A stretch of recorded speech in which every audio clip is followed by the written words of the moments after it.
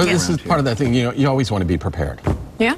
Looking ahead to hurricane season is one of the things that we do, not just me, but a lot of folks from all over the country, including off in the Northeast. We had emergency managers, hurricane hunters, meteorologists all gathering in Orlando for the National Hurricane Conference. It's the age-old issue here in hurricane country, how to remind us that this is a possibility without sounding like Chicken Little. Why do people do what they do when we tell them to do something?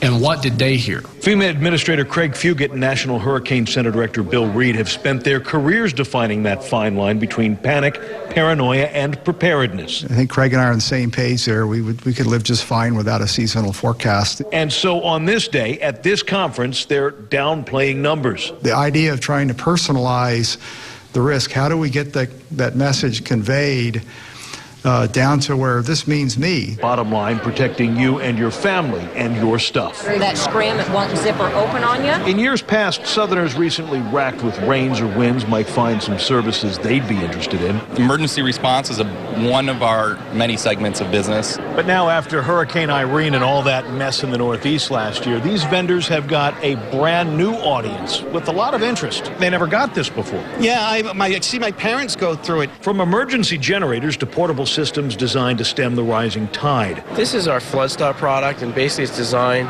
to be an alternative to sandbags. One thing that is being made clear here this year, though, is something we in the weather world have been reinforcing for years, that taping anything does basically nothing. So the cry here is to go tapeless in 2012. People always talk about the wind. It's the stuff the wind's got in it that's going to pulverize your glass. And all the tape's doing is probably making bigger shards.